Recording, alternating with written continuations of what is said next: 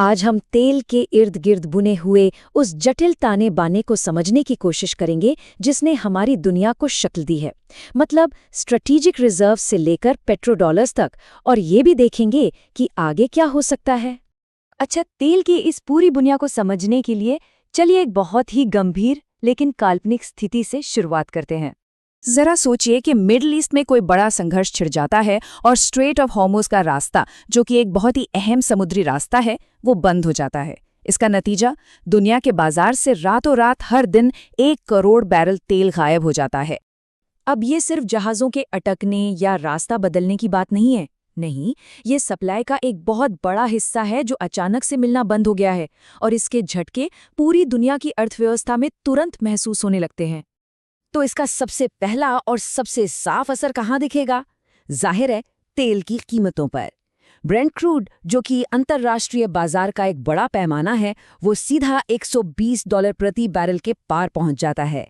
बस इसी एक खबर से दुनिया भर के वित्तीय बाजारों में खलबली मच जाती है और हर तरफ अनिश्चितता का माहौल बन जाता है। अब अमेरिका और यूरोप जैसे बड़े बाजारों के लिए इसके नतीजे बहुत बुरे होते हैं।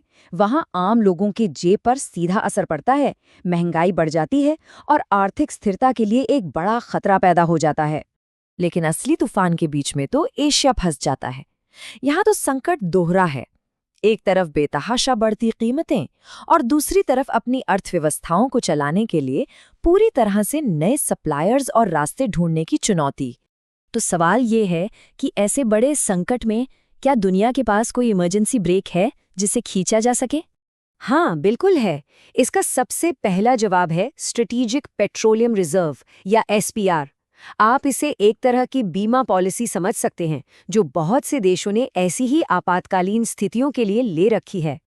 और ये कोई छोटी मोटी पॉलिसी नहीं है। देखिए, इंटरनेशनल एनर्जी एजेंसी यानी आईईए का एक नियम है कि उसके सदस्य देशों को कम से कम 90 दिनों के आयात के बराबर तेल का भंडार रखना ही होगा। हाँ, अमेरिका, कनाडा जैसे देश जो तेल का निर्यात करते हैं, उन्हें इससे छूट है। वैसे दुनिया का सबसे बड़ा एसपीआर अमेरिका के पास ही है। लेकिन यहाँ एक पेंच है। ये जो रिजर्व्स हैं, ये भी असीमित नहीं हैं। जरा हमारे उस सिनेरियो को याद कीजिए। कमी है रोज 1 करोड़ बैरल की, और अमेरिका अपने भंडार से रोज ज्यादा से ज्यादा 44 लाख बैरल ही तो निकाल सकता है। मतलब ये भंडार झटके को कुछ हद तक सहने में मदद तो कर सकते हैं, लेकिन इतनी बड़ी कमी को पूरी तरह से भर नहीं सकते। अच्छा, ये संकट सिर्फ तेल के टैंकरों तक ही सीमित नहीं है।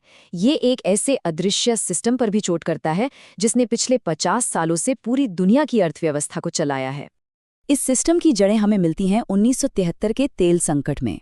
उस वक्त तेल उत्पादक देशों के पास अचानक इतना पैसा आ गया कि उन्हें समझ नहीं आ रहा था कि इसका करें क्या। हालात इतने गंभीर थे कि तब आईएमएफ के मैनेजिंग डायरेक्टर योहान विटवीन ने कहा था कि दुनिया 1930 की महामंदी के बाद अपने सबसे मुश्किल दौर से गुजर रही है।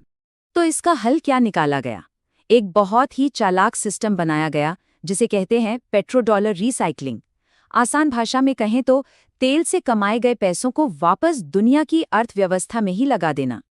अब ये काम कैसे करता था? देखिए, पहला कदम, तेल बिका अमेरिकी डॉलर्स में। दूसरा कदम, ये पेट्रो डॉलर्स वापस ग्लोबल मार्केट में जैसे कि अमेरिकी सरकारी बॉन्ड्स में इन्वेस्ट कर दिए गए। तीसरा कदम, बैंकों ने यही पैसा विकासशील देशों और दूसरे खरीदारों को उधार दे दिया।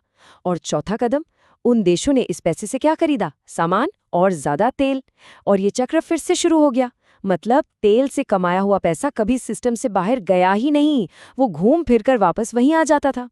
इस पूरे सिस्टम के दिल में है एक संगठन जिसे हम सब जानते हैं, ओपेक, यानी पेट्रोलियम निर्यातक देशों का संगठन।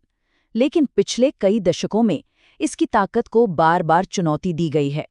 ओपेक का इतिहास भी काफी उतार चढ़ाव वाला रहा है। देखिए, 1973 में अरब देशों ने तेल को एक हथियार की तरह इस्तेमाल किया और पश्चिमी देशों में आर्थिक मंदी ला दी।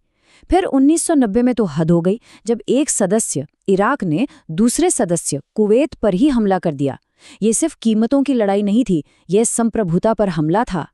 फिर आया 2009 का ट्विस्ट, अमेरिकी शेल बूम, जिसने अमेरिका को दुनिया का सबसे बड़ा तेल उत्पादक बना दिया और ओपेक के दबदबे को सीधी चुनौती दी।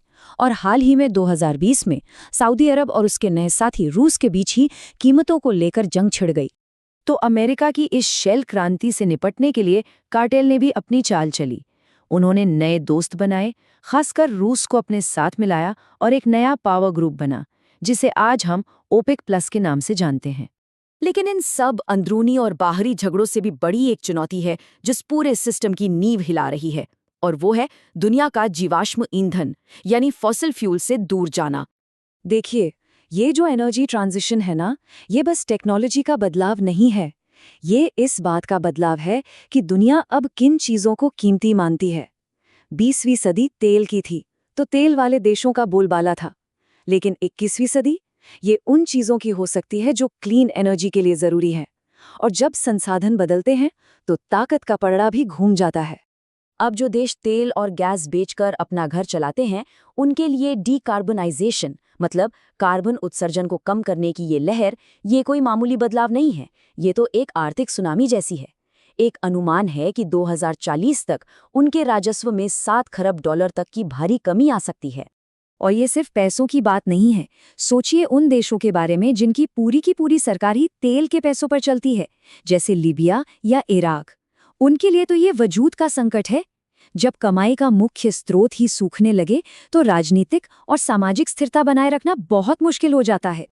और इस आर्थिक बदलाव का असर दुनिया की राजनीति पर मतलब जियोपॉलिटिक्स पर साफ साफ दिखने लगा है।